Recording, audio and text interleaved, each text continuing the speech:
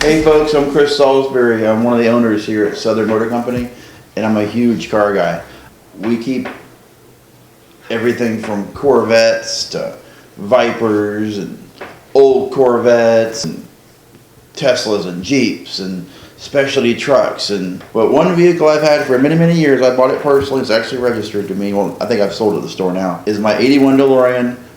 I saw it many years ago at 48.5, nice pipe or crack pipe, listed on I guess it's Jalopnik's website or a story. I read it, actually located the car, bought it. I think I paid around 41 for the car, maybe 39, 40, somewhere thereabouts. Shipped it, had it for a few years. I'm gonna price it very fair for both the seller and the buyer. We're going to go through the quirks of the car, the good, the bad, the few things you might want to do, things I've done. I'm gonna go out here a little bit and crank the car ice cold. I'm gonna put my hands on the header and in the manifold so you can see it's cold. We're gonna look at the temp gauge. We're gonna crank the car up ice cold. It'll probably hunt for a second like it does. The frequency valve works like it should. The cold start relay, the warm up regulators, everything works as it should. You'll see fuel pressure. I have one of the old John Hervey passed away maybe a year or so ago, and he had and other folks have probably done them, but he has the it's an inline with a banjo fitting hookup fuel pressure. Lets you know what your fuel pressure is while you're at the car without having to actually hook an actual gauge to it. It's inline on the fuel distributor. This is really one of my first times on camera where I'm in charge of the video itself. So work with me. It'll probably be fairly cheesy, but that's what's fun. Because this is my second DeLorean. The first one got driven a lot. I had more time. I enjoyed that car. The second car, I enjoy it just fine. But DeLoreans over the last few years, their hype's got even stronger. And it really can't go anywhere without people stopping, asking you about Back to the Future. I can't tell you how many Back to the Future gifts I get. Back to the Future toys. Back to the Future toys.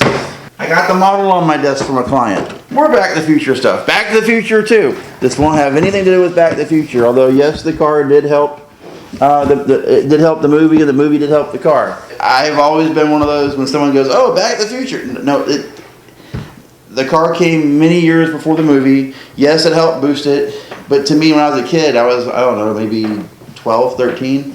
To me, I knew what it was, even as a 12-year-old. I knew it was something one day, hopefully, I'd afford.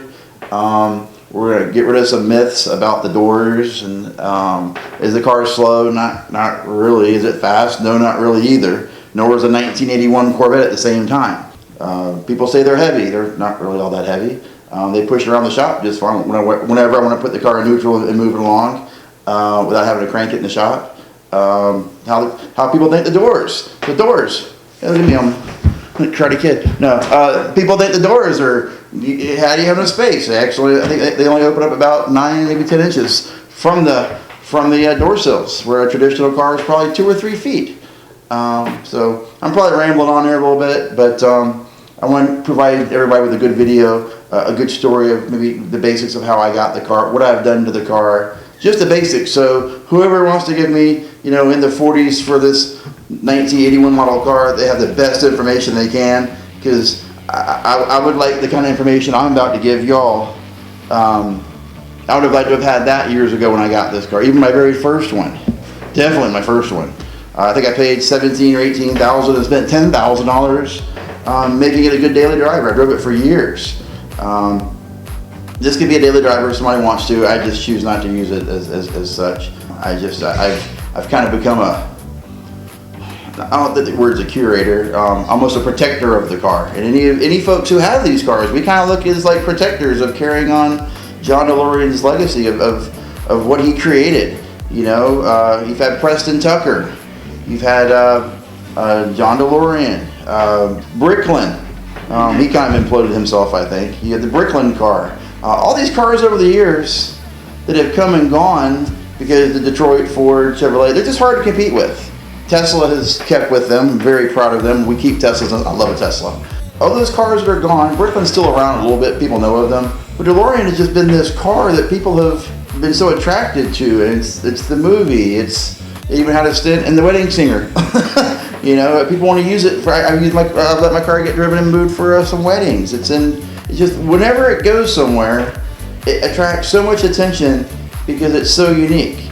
But as a DeLorean owner, and there's plenty of people who are DeLorean owners who are going to probably watch this video. They have, we have to care for it. You know, someone created something. He's not around any longer. He died in 2008. You know, he created something that didn't go exactly as planned, here it is years later, still being looked at as a car that just came out yesterday. Take a ride with us. No fanfare, no crazy explosions. No, we're not talking about cocaine. We're not talking about the FBI. We're not talking about Back to the Future anymore. Although I piled a whole bunch of stuff on my desk. We're just talking about the car that I've had for years, and I want it to go to a good home. Any questions you have, please email them. We'll put an email link down there below. This might give you some feedback or some knowledge about the car in general that maybe other folks won't tell you or they don't even know. You know, we're a huge community. Join the Facebook groups. I think I'm a member of DeLorean owners and I think DMC 12 owners. There's a few out there. DeLorean Owner Association. Those guys they're all helpful. Good guys. A lot of funny stuff. But so many things we find. You know, people will pull their headliners down to redo them, and they'll find what we call cave art. You'll have, you know, people who signed them in Ireland when they were on the assembly line. You know, the guys got done with the car and they'll put their initials. John DeLorean is known to have walked by a lot of these cars and just sign his name. I have not pulled the headliners down on this car because they're nice and they're not needing a replacement. Maybe he signed it, I don't know. But it's actually called cave art. So, but I'll go over some basics, but appreciate you guys and let's take a tour.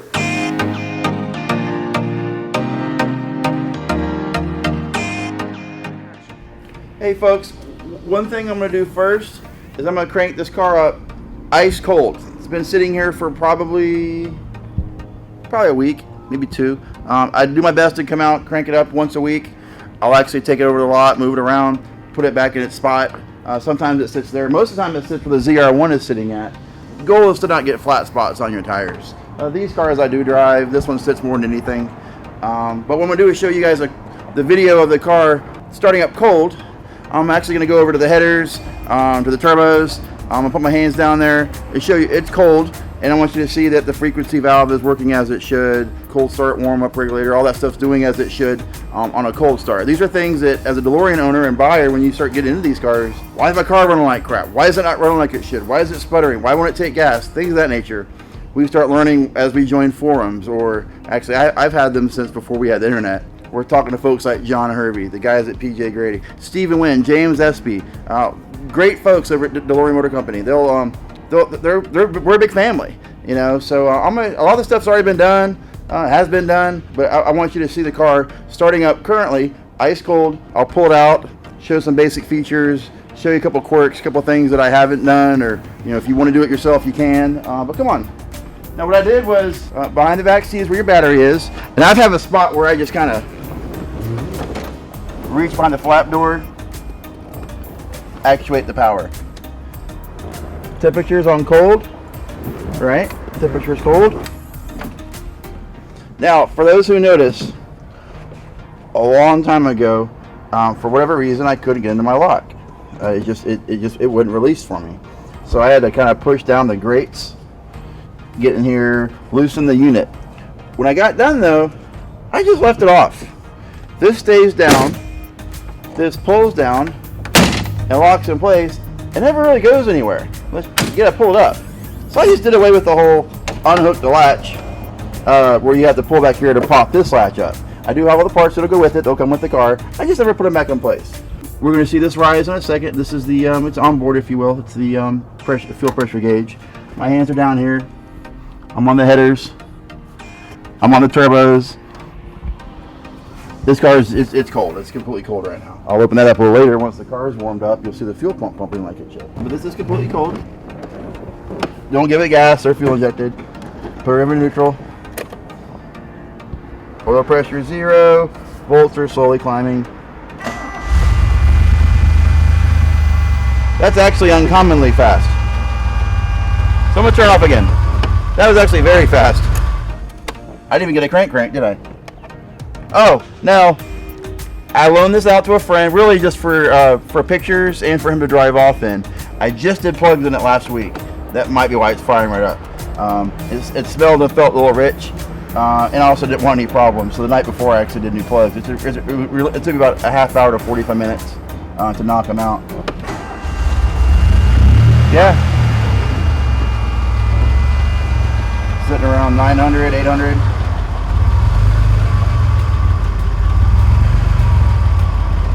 Hunting a little bit. It should stop in a little bit from hunting.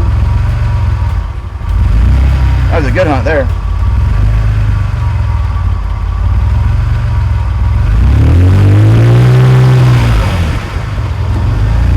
Headlights, blinkers all work as they should. Headlights, park.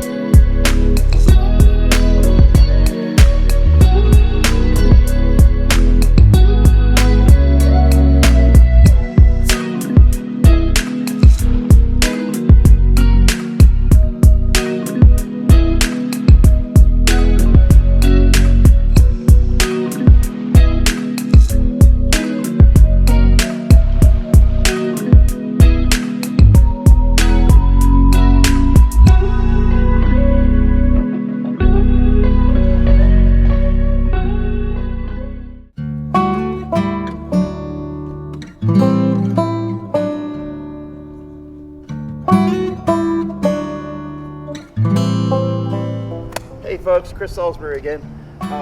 This portion of the video, we're going to go over the quirks, the features, a few things maybe I would do if I kept the car, things that we've done, a few things that were moved, some updates we've done, just so you feel comfortable with your purchase when it does arrive at your home. A lot of folks have always been concerned with the doors and how the doors stay propped up. Look down in here is a torsion bar. It's counter-rotated, and then when it's released, it's the pressure that lets when the spring's released, the energy allows the door to stay up. Now these struts, these gas shocks actually also help keep the door in the up position as well. If you look back at old video, when the DeLorean was made in Ireland, you see video of the guys at the factory doing this. They're sitting there testing the tension. And actually the doors only really came to about right here, I think it was. Now this strut here, or gas shock, allows it to go the rest of the way and stay there. As long as I've owned this car, which is about 4 years now, I keep this car, of course I have a kill switch, the batteries are always off, or battery, it stays in this up position. The reason I keep the doors in the up position is because all the pressure is off of that spring, so it gives it longer life. When it's always in the down position, there's pressure on that, always wanting to lift open because that's just what it does. But when you take the pressure off of it, it ensures the life. My last DeLorean, same thing. It was up for years. Very seldom did I ever put that door down. To wash it and drive it, of course, but it always stopped like this. So that gives you that good springy door. Let's go to the right-hand side while we're here. Now these are the soft lifts that Specialty used to sell, and he may still. John's passed away, like I said earlier, but the company's still going, I think. What they do is they go up fast, and to last a little bit, they go a little slower, so they don't slam into the up position like the other system does. Let's go into some wear of the seats. We just happen to be here. This was a problem spot many years ago with the seam. Someone before me had just sewn this up a little bit. You can tell these are the original seats that came in the car. Your threading still has threading on there. It's not been like sprayed or dyed to where that would be the same color as the dye. You can buy these kits from DeLorean Motor Company. The kit's about $400 to $500, I think it is, for the new covers. These seat cushions are in ridiculously nice shape. I've never colored them, had no interest in doing that. Very little fadage, a little fadage on the sides. Back here's solid, back here's great. A little fadage on the dash. Nothing that's alarming, nothing that bothers me enough to where I would have taken care of, but it's very, very minor. Notice the bezel doesn't have a crack in it. A lot of bezels get cracks from time because they are getting sun beaten. There's no crackage there. If you actually noticed, hopefully when the time comes and you've seen the Jalopnik stuff, which was kind of what we were talking about when we started this, was I have replaced the gear shift ball with the stainless steel one. It weighs like 2 pounds. But you'll notice the Pioneer radio from the 80s or 90s, or the CD player. You just see in that same photo. There's only a few photos that Jalopnik left up. You'll see that that's that same one from there. So the floor mats I installed here, they give it some color because it is pretty gray in there. Now look right here. I do have 3 keys, 2 that were never used. My hotel ticket from the other night. There's a picture of the car from many years ago, which will come with the car, of course. My tax bill. It's my registration. Pretty much like you're at the. I'm trying to make folks feel like they're actually here, right? Going through the glove box. The DeLorean registration, the emissions warranties for 81 vehicle, DeLorean Owners Association. I think they are still a group actually. Might have been the owners. Here's the owner's manual. There is some goodies powder wrapper. A FedEx envelope from some time back for something we sent off to a customer, I'm sure. And the day I happened to maybe actually drove this car. So now I do have 2 extra keys that were never used. They come with the car, of course. But I just found those last week. I just kind of milled around the car trying to decide do I want to sell it? What do I need to speak about when I go over this vehicle? What am I going to show a customer? When you close this, small details, I guess. Keep this closed, then push it down. Then like an old Beetle, or old Rabbit, I guess, is what it feels like. An old Rabbit glove box handle. So seats are adjusted by just grabbing the handle down here. It slides it back and forth. And you rotate it like an older Beetle, if you will, or older Bug, or Rabbit, or Volkswagen product. It's probably set up something off of Renault's, actually. A lot of cars, Renault, Lotus, a lot of those cars share parts with the DeLorean. In fact, the windshield is the same windshield for a Lotus Esprit. Now we're at the motor. I think I went into earlier that these are at my house in the garage and why I had taken them off to get to my lock, which I do have a lock assembly. Actually, look at this. She's still holding at 40 psi fuel pressure. These vehicles have a fuel distributor system that sits up top of here. There's a fuel accumulator under the right-hand front side of the car by the wheel well. It's a K-Jetronic system. When it's right, it's right. When it's not, it's kind of crappy. This seems to be okay. Some time back, I had like a skip, or it just didn't feel right. And so I took a few spark plugs out. They were older. I had put them in years ago, but really didn't drive the car a whole lot. So I replaced those. Made a little adjustment on my mixture screw. It's not accelerating as quickly as I think it should, but for those who've watched the video up to this point, you've seen it driving, you've seen it moving, so it's not like it can't get on its own way. It's not as potent as it was before. And I may figure it out before it leaves, but I'm letting everybody know I don't think it's 100% right, but I can go crank it up right now. It runs as it should. Since that drive, and all it's been done is parked here, you can move the temperature gauge.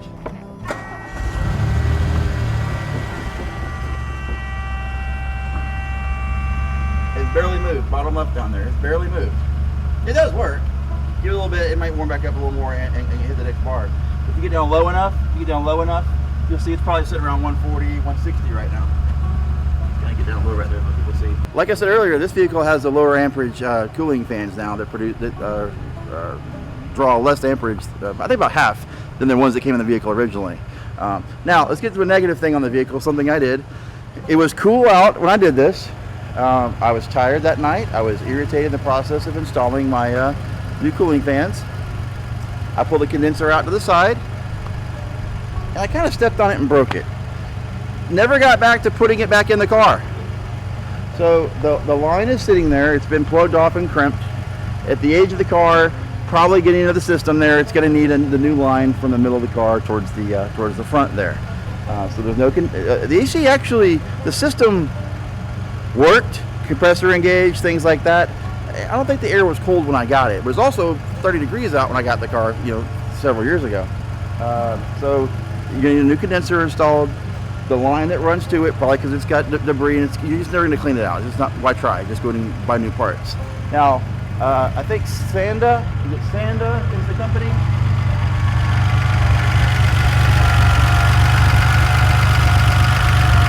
Sankyo is the company. I found it's supposed to make the after the car.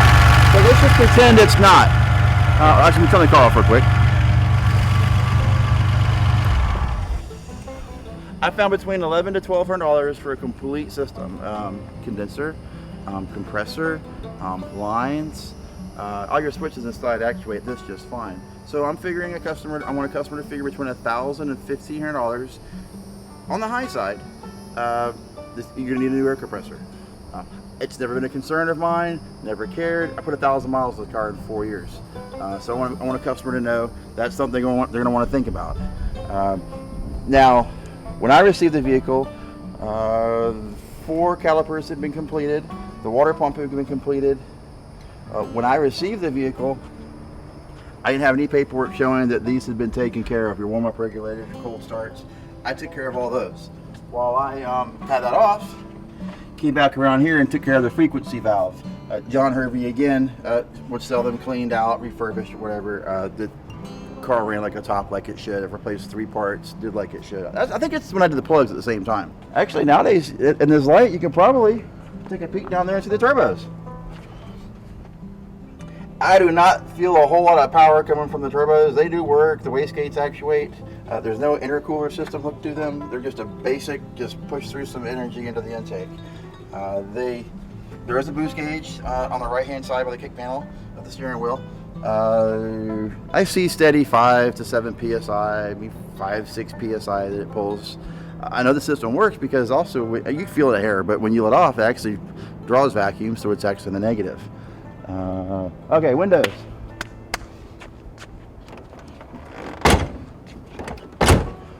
When I got the vehicle, the left or right worked just fine. One was a little off track. Years earlier, my first DeLorean, I took the windows out because they were rusted and they were corroded, and I didn't want to do there wasn't as much information in the early 2000s online. We didn't have really online. We didn't have Google. We didn't have the ease of the internet. So I just pulled the panel out, took the 2 screws, and I slid the I slid the side windows out. On this vehicle, one mirror, one worked okay. The other was cockeyed.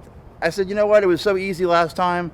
I don't want them getting stuck up. I just took them out. Plus, I didn't want them rattling in there if that was going to be a case as well. So I do have both classes. There's nothing in here currently, but I do have both classes, both windows, quarters to go in there. They'll come with the car, and you can install them yourself when you're ready. I installed new tires on it about a year or 2 ago. You have BF Goodrich radial TAs in the rear. You have Definities from Pep Boys on the front. Any DeLorean owner knows, I think only Pirelli right now is the only company, and I might be wrong, but I remember the DeLorean Owners Association and the Facebook groups and all, and somebody always posts a video or hey, look what I found, these were in stock today or on sale, to get a matching set of, say, Goodyears for the rear, Goodyears for the front. But these are the correct tire size, they're just 2 different brands. So what I did was I did my best to get 2. The rear is always BF Goodrich's. Those are easy to get. This is one of my favorite tires. Those are the tires I put on like my 70s Corvettes and things. It's just kind of balloony 235, 255 rears. But the front's a Definity. I think it's a 195 70 14. Just an average tire. Probably cost $100 per tire. It's not much to put new tires on this if you had to. But I do crank the car at least once a week. Let it run for 10 or 15 minutes. Go down, come back. Hopefully turn it around a little bit and not go a little further than I did. Rather just returning it back into spot and getting it so it can sit in another flat spot for another couple of weeks. Wipers work just fine. There's a nick right here on the window. It's not in the eyesight. It's not in the line of sight, but it's a little nick right there. But it's very small, but I want everybody to see it because these windows are expensive. My last vehicle had eyebrows. Those in the DeLorean community know what eyebrows are. And it's when heat and time stretch and cause these to go loop right there. In fact, I have a friend of mine locally who was doing some service on one that hasn't driven in a while, but he calls me and he says, hey, what year is your DeLorean? I say 81. I said, why? He says, what's the difference with the front ends? I was like, what do you mean? All the cars are the same. And he sends me a picture and I said, oh, those are eyebrows. So this does not have eyebrows. This has been cared for most of its life. I'm gonna guess not outside where it gets hot and it warps like plastic does. And if you come in here kind of close, Chad, this was a stainless steel trim piece with no color, just a silver color to it. I wanted the car to have a little more life up front, so I pulled these bezels off, pulled these covers off, shot them in a high temp paint, almost like an epoxy type paint. They've been on there for years that way, so that's different than what it came on the factory. Front spoiler's in great shape. Now if you zoom in right here on the paint right here, just a little bit of color or clear, if you will, has gone away. So you have a little section right here. It's not flaking or anything. It's just a little spot, right? Just right there. That's a good front fascia. Now earlier when I said it was a flat hood, I meant to say it was a grooved hood. Grooved hoods have these lines. You have a gas flap door car as well. And if I pop the hood, you would see the trunk, if you will, a cutout where the original 8081 cars, the early cars, had a portion that went like this. The gas fill was right there and it closed back down. But in the 80s, everybody did what? Went through car washes. Those little car washes and things. They used to get the little blue things stuck in the corner of your car. Anyways, they would catch those, whip them, and break them off. So they at some point went to a flat hood or a grooved hood, or because there's 3 different types of hoods you can get, and I might be wrong because there's people who probably know a lot more about these than I do. So leave a comment below if you're like, hey, you're wrong, Chris. But my first DeLorean was a flat hood, and had a DeLorean emblem that looks very similar to the rear emblems in the trunk or on the back bumper. It had a kind of a raised emblem that sat right there. I think I have one extra now that came off of one of my old cars. It's on my Samsung refrigerator at the house. Tell us a little bit the antenna. Is it meant to be bent like that, or? No, the antenna when it was new, or when I received the vehicle, was sitting more straight up and down, and it came to about here, like a Chevette. It was really high, and so now, for those who may ask who don't know, DeLoreans came with an antenna here, an antenna in the windshield, and an antenna back in this corner back over here. I think it was on this side. Had a little spot right here, and your antenna came through here. These cars from when they were sold were almost still in development, so they were always making little changes here or there. So, but back to your antenna to answer your question. For like the first 2 or 3 years I had it, it was cut to roof height. It stood straight up. Then one day I walked past it and I said, that'd look kind of cool if I just turned it to an angle. So I just sat right there and I put a little vice grip on it, slightly bent it, and put it there, put this little cover on it. It's been there ever since.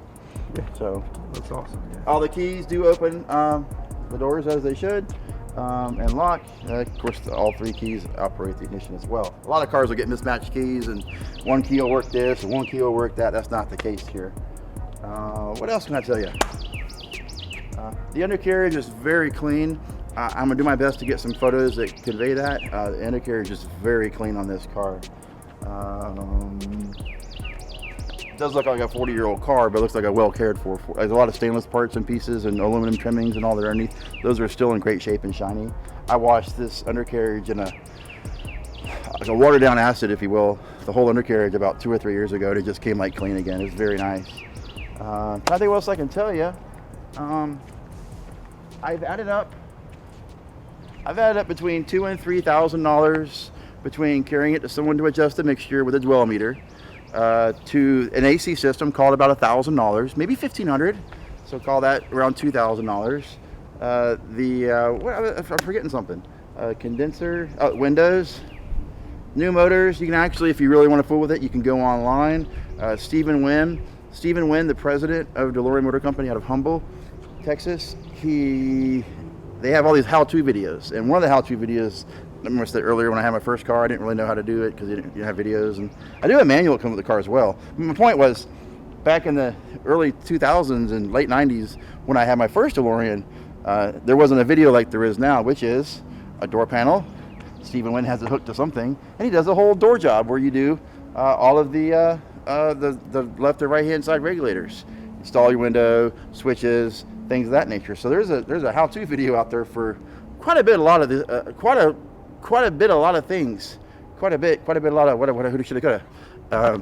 quite a many videos out there. There are quite a few videos out there that can break down some things for you to do on your own. Fuel pump. Extra parts. It comes with a fuel pump It's going to come, of course, I have the spare tire. It just happens to not be in the car. It's in my workshop. The jack comes with the vehicle as well. But I have, if the buyer gets a hold of me, we start talking, I like them. I've got some neat memorabilia that a lot of people don't have, because I am a car guy and a car collector and a collector of stuff. I'm not a hoarder. I'm just saying I like, neat memorabilia. I got some paperwork from when the car was built that very few people have seen. Various toys will come with it. I can only have so many DeLorean toys that people have given me over the years. I can only put those so many places. The mirror's a little bit loose. That's why it's at a funny angle. Now the power mirror works just fine. So I found a little sweet spot where it stays locked in place, doesn't move, and when the mirror's kicked out where it belongs, you got a good view of the quarter panel and on down the road. But generally, when it sits in the garage, it sits like this. It will come with a car cover that actually was for my GTS Viper. It's in silver, stainless looking silver, bright silver. It's got some cool lines that actually fits right here with the mirror. It's for the Viper GTS. I don't know why I have the extra one. If you're one of my customers and you're watching this and you're missing your Viper GTS car cover, it's probably not for your car, but I'm just saying I have an extra one. But that will come with the car as well. It wraps up nice and tight. Come over here to this right front wheel.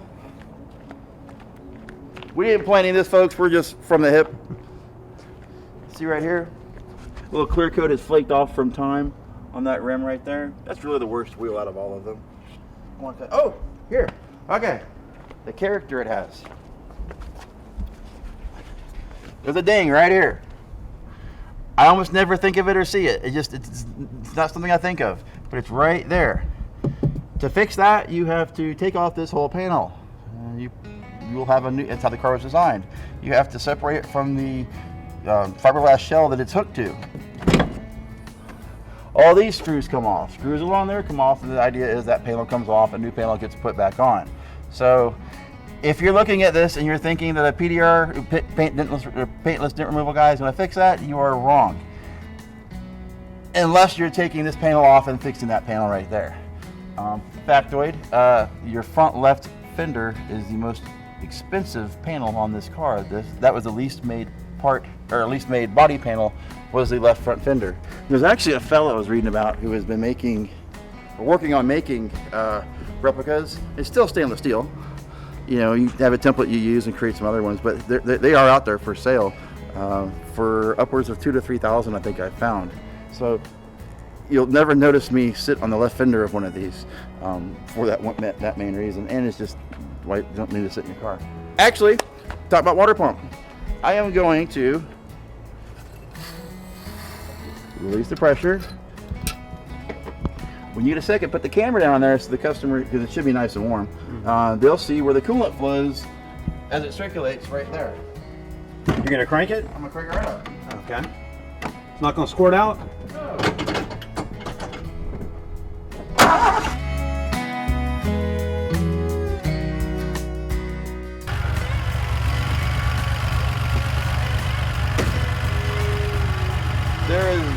There's no damage on this louver. This is so, oh, I'm glad I popped it back up.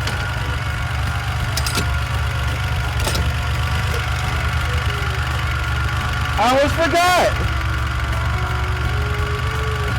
One pellet, one trip back in time. What is it, Heidi? I know, I do know about the future stuff, right? I will try and find the sweet spot and solder onto the sending unit, which is on top of the, I guess it's on the gas tank where the fuel pump is. The gas gauge reads full. When I find a little sweet spot, I kind of touch it, the gas gauge will go to where it belongs. But really, it's just over time, it's just a little tab, it wore off. It just kind of, from being moved around, it just popped off. Gas gauge went to full. But if I put it back on, it'll read the gas correctly.